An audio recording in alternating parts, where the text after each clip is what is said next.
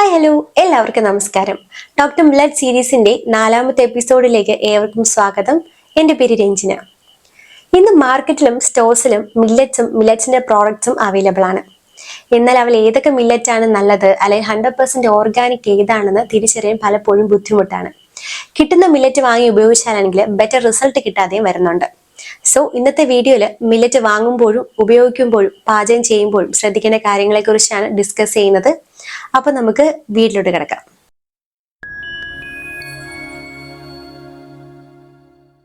Millets വാങ്ങുമ്പോൾ പ്രധാനമായിട്ടും 2 കാര്യങ്ങൾ ശ്രദ്ധിക്കുക. ഒന്നാമതായിട്ട് മില്ലറ്റ് 3 ടൈപ്പാണുള്ളത്. Unpolished millets, semi polished millets, polished millets. Unpolished millets എന്ന് പറയുന്നത് പൂർണ്ണമായിട്ടും തവിട് കളയാത്ത മില്ലറ്റ്, അതായത് അതിന്റെ ഔട്ടർ ലെയർ നീക്കാതെ ന്യൂട്രിയൻസ് മുഴുവനായിട്ടും അടങ്ങിയിട്ടുള്ള മില്ലറ്റ്സ് ആണ് അൺപോളിഷ് എന്ന് പറയുന്നത്. അത്തരം മില്ലറ്റ് എങ്ങനെ നമുക്ക് തിരിച്ചറിയാന്ന് വെച്ചാൽ അതിന്റെ പുറംപാളിയിൽ കറുത്ത കുത്ത് നമുക്ക് കാണാനായിട്ട് സാധിക്കും. രണ്ടാമത്തെ ടൈപ്പാണ് സെമി പോളിഷ്ഡ് മില്ലറ്റ്സ്, അതായത് ഭാഗികമായിട്ട് തവിട് നീക്കിയ മില്ലറ്റ്. അതുകൊണ്ട് തന്നെ ഭാഗികമായിട്ടുള്ള പോഷകങ്ങൾ മാത്രമേ അത്തരം മില്ലറ്റിൽ കാണുള്ളൂ. മൂന്നാമത്തെ ടൈപ്പാണ് പോളിഷ്ഡ് മില്ലറ്റ്സ്.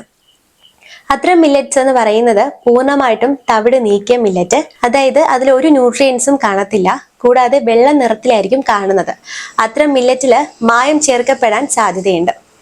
സോ നമ്മൾ എപ്പോഴും അൺപോളിഷ്ഡ് മില്ലറ്റ്, അതായത് തവിടോടുകൂടിയ മില്ലറ്റ് വാങ്ങി ഉപയോഗിക്കാനായിട്ട് ശ്രദ്ധിക്കുക. അത്തരം മില്ലറ്റ്സുകൾ മാത്രമേ ആരോഗ്യ സംരക്ഷണത്തിനും രോഗചികിത്സയ്ക്കും ഗുണം ചെയ്യുകയുള്ളൂ. രണ്ടാമതായിട്ട് ശ്രദ്ധിക്കേണ്ടത്, മില്ലറ്റ്സ് മാർക്കറ്റിൽ പല വിലയ്ക്കും ഇന്ന് അവൈലബിൾ ആണ്.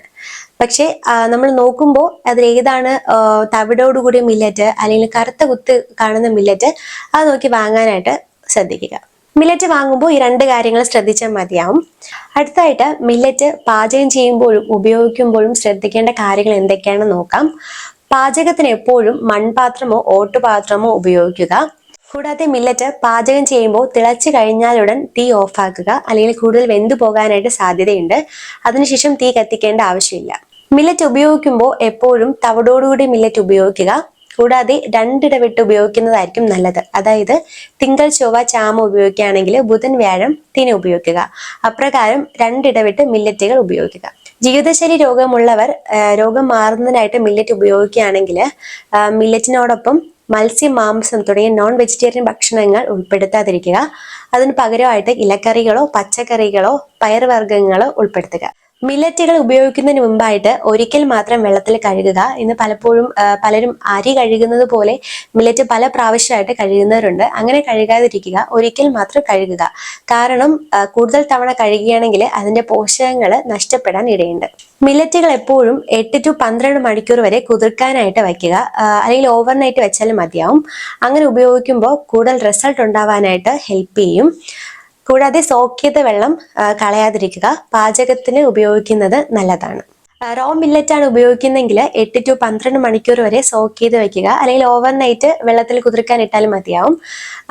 കുതിർത്തതിന് ശേഷമുള്ള വെള്ളം കളയാതിരിക്കുക. അതിലാണ് കാരണം കൂടുതൽ ന്യൂട്രിയൻസ് ഉള്ളത്. അപ്പോൾ ആ വെള്ളം പാചകത്തിന് ഉപയോഗിക്കുകയാണെങ്കിൽ കൂടുതൽ റിസൾട്ട് ഉണ്ടാകാനായിട്ട് ഹെൽപ്പ് ചെയ്യും. അപ്പോൾ ഇത്രയാണ് മില്ലറ്റ് വാങ്ങുമ്പോഴും ഉപയോഗിക്കുമ്പോഴും പാചകം ചെയ്യുമ്പോഴും ശ്രദ്ധിക്കേണ്ട കാര്യങ്ങൾ. അപ്പോൾ ഇതൊക്കെ നിങ്ങൾ നോക്കിയിട്ട് മില്ലറ്റ് ഉപയോഗിക്കുക. അതിലൂടെ നിങ്ങൾക്ക് കൂടുതൽ ബെറ്റർ റിസൾട്ട് കിട്ടാനായിട്ട് ഇടയാവും. ഡയറ്റിൽ എങ്ങനെയാണ് മില്ലറ്റ് ഉൾപ്പെടുത്തേണ്ടത്, അല്ലെങ്കിൽ ഏതൊക്കെ രോഗങ്ങൾക്ക് ഏതൊക്കെ മില്ലറ്റ് കഴിക്കാം തുടങ്ങിയ കാര്യങ്ങളെ കുറിച്ച് ഡീറ്റെയിൽ അറിയണമെങ്കിൽ താഴേക്കാണ് നമ്മൾ കോൺടാക്ട് ചെയ്യാവുന്നതാണ്. കൂടാതെ ready to cook millet purchase ചെയ്യാനുള്ള ലിങ്ക് ഞാൻ താഴെ ഡിസ്ക്രിപ്ഷൻ ബോക്സിൽ കൊടുത്തിട്ടുണ്ട്. നിങ്ങൾക്ക് അത് കയറി പർച്ചേസ് ചെയ്യാവുന്നതാണ്. പുട്ടായിട്ടോ ദോശയായിട്ടോ ഇടിയപ്പം ഉപ്പ് തുടങ്ങിയ ഫോമിൽ അത് അവൈലബിൾ ആണ്. അപ്പൊ നിങ്ങൾക്ക് അത് കയറി ചെക്ക് ചെയ്യാവുന്നതാണ്. ഇന്നത്തെ വീഡിയോ നിങ്ങൾക്ക് ഉപകാരപ്രദമായെങ്കിൽ ലൈക്ക് ചെയ്യുക, ഷെയർ ചെയ്യുക. ഇതുപോലുള്ള കൂടുതൽ ഇൻഫോർമേറ്റീവ് വീഡിയോസിനായിട്ട് ചാനൽ സബ്സ്ക്രൈബ് ചെയ്യുക. So thank you.